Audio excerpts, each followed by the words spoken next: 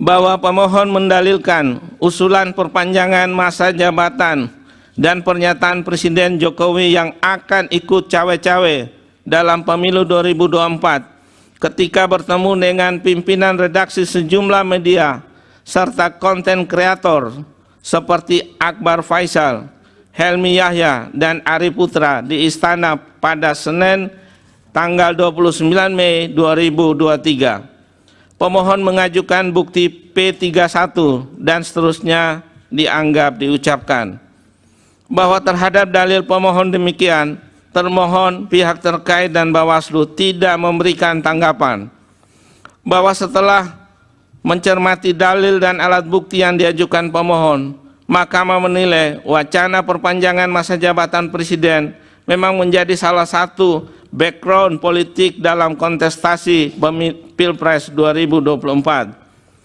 Namun dari dalil dan bukti yang diajukan pemohon, Mahkamah tidak menemukan penjelasan dan bukti adanya korelasi langsung antara wacana perpanjangan masa jabatan demikian dengan hasil penghitungan suara dan atau kualitas Pilpres 2024. Bahwa dalil pemohon yang menyatakan bahwa kegiatan rencana perpanjangan masa jabatan Presiden menjadi 3 periode disikapi oleh Presiden dengan mendukung pencalonan salah satu pasangan calon peserta Pilpres yang diposisikan sebagai pengganti Presiden petahana.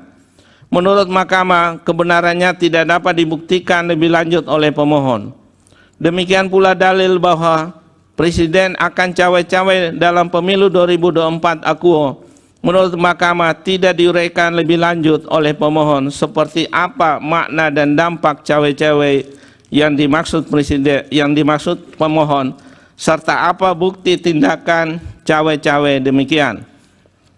Bahwa berbagai alat bukti yang diajukan pemohon, baik bukti berupa artikel atau rekaman video berita dari media massa, memang menunjukkan kegiatan dan pernyataan Presiden yang berkehendak untuk cawe-cawe dalam pemilu Presiden dan Wakil Presiden tahun 2024. Video bukti P36 dan bukti P120. Namun pernyataan demikian menurut Mahkamah tanpa bukti kuat dalam persidangan dan tidak dapat begitu saja ditafsirkan sebagai kehendak untuk ikut campur dalam penyelenggaraan pemilu Presiden dan Wakil Presiden tahun 2024 dengan menggunakan cara-cara di luar hukum dan di luar konstitusi.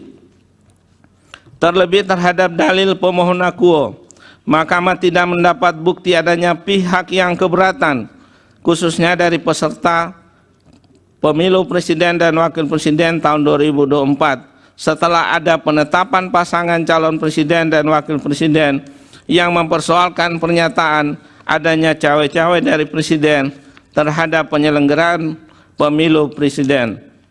Demikian halnya Mahkamah juga tidak mendapatkan bukti adanya korelasi antara bentuk cawe-cawe dimaksud dengan potensi perolehan suara salah satu pasangan calon Presiden dan Wakil Presiden pada pemilu tahun 2024. Dengan pertimbangan hukum sebagaimana diuraikan di atas, Mahkamah menilai dalil pemohon tidak beralasan menurut hukum. Bahwa pemohon mendalilkan Presiden Joko Widodo melakukan konsolidasi dengan partai-partai koalisi pada tanggal 2 Mei 2023 di Istana Negara untuk melanggengkan kekuasaannya, Presiden bersikap tidak netral dan seterusnya dianggap telah diucapkan. Pemohon mengajukan alat bukti berupa bukti P36 dan seterusnya dianggap diucapkan. Bahwa terhadap dalil pemohon demikian, termohon, pihak terkait, dan Bawaslu tidak memberikan tanggapan. Bahwa setelah mencermati dalil dan alat bukti yang diajukan pemohon mengenai penggunaan data intelijen untuk menekan partai politik, Mahkamah menilai pemohon tidak menguraikan dan membuktikan lebih lanjut bagaimana tekanan demikian dilakukan. Demikian pula dalil mengenai pertemuan Presiden Joko Widodo dengan para ketua umum partai politik yang kemudian menjadi pengusung pasangan calon nomor urut 2, Mahkamah menilai pemohon tidak menguraikan dan membuktikan lebih lanjut bahwa pertemuan yang didalilkan tersebut membawa dampak pada hasil pemilu presiden dan wakil presiden.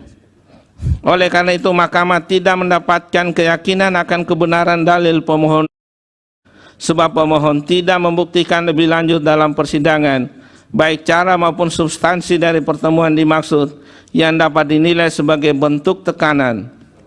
Seandainya pun informasi intelijen dari BIN, BAIS, dan intelijen Polri tersebut benar, iulah tersebut bukan merupakan kewenangan Mahkamah untuk menilainya dalam perkara PHPU Akuo.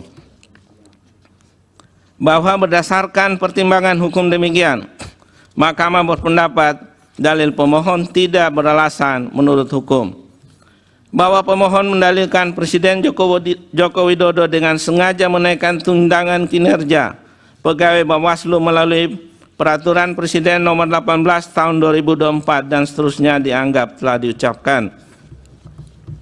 Pemohon mengajukan alat bukti berupa P104 bahwa terhadap dalil pemohon demikian, termohon tidak memberikan tanggapan.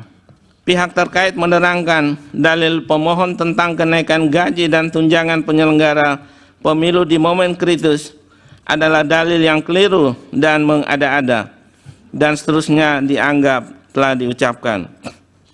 Bahwa mengenai bukti PK 158 sampai dengan bukti PK 162, Bawaslu mengajukan bukti PK 158 sampai dengan bukti PK 162 bahwa terhadap dalil pemohon demikian yang telah dibantah oleh pihak terkait dan Bawaslu serta dibuktikan dengan alat bukti masing-masing pihak, khususnya alat bukti yang diajukan Bawaslu.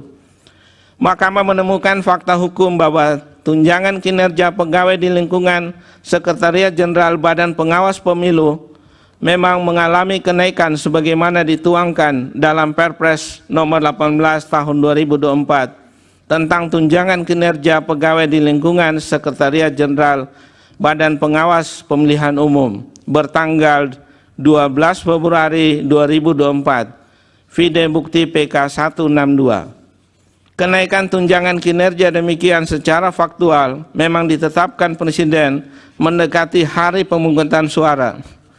Namun proses pengurusan kenaikan tunjangan kinerja telah dilakukan Bawaslu setidaknya sejak pertengahan tahun 2021 yang terlihat dari surat menyurat terkait tunjangan kinerja antara Bawaslu dengan Kementerian Pemberdayaan Aparatur Negara dan Reformasi Birokrasi. Vide bukti PK 158 sampai dengan bukti PK 161. Bahwa pengusulan kenaikan tunjangan kinerja bagi aparatur sipil negara atau ASN di lingkungan Bawaslu demikian, menurut Mahkamah adalah hal yang wajar dan adil. Justru menjadi ketidakadilan manakala ASN yang sudah memenuhi persyaratan untuk memperoleh kenaikan tunjangan kinerja, namun tidak diberikan kenaikan dengan alasan menjaga netralitas ASN bersangkutan in casu Bawaslu dalam pemilu.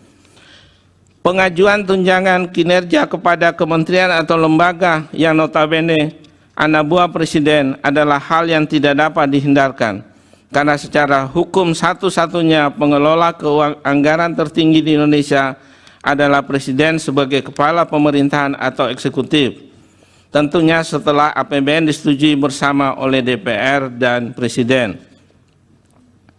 Bahwa Mahkamah dapat memahami adanya kekhawatiran persetujuan pemberian kenaikan tunjangan kinerja akan dimanfaatkan untuk melemahkan pengawasan Bawaslu terhadap pelaksanaan pemilihan presiden dan wakil presiden.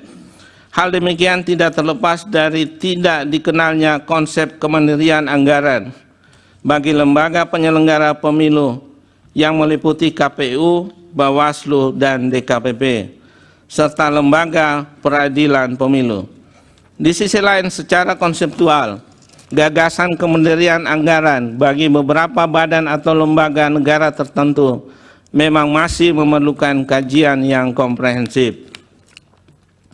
Bahwa kenaikan tunjangan kinerja demikian juga berlaku pada kementerian atau lembaga yang lainnya, bukan hanya lembaga penyelenggara pemilu. Dengan demikian, menurut Mahkamah, pemberian tunjangan kinerja kepada ASN di lingkungan Sekretariat Jenderal Bawaslu telah sesuai dengan peraturan perundang-undangan dan tidak terkait dengan isu independensi atau kemandirian penyelenggara pemilu inkasu Bawaslu. Terlebih dalam persidangan, pemohon tidak membuktikan hal demikian lebih lanjut, sehingga Mahkamah tidak mendapatkan keyakinan akan kebenaran dalil pemohon akuo. Bahwa berdasarkan pertimbangan hukum tersebut di atas, Mahkamah menilai dalil pemohon adalah tidak beralasan menurut hukum.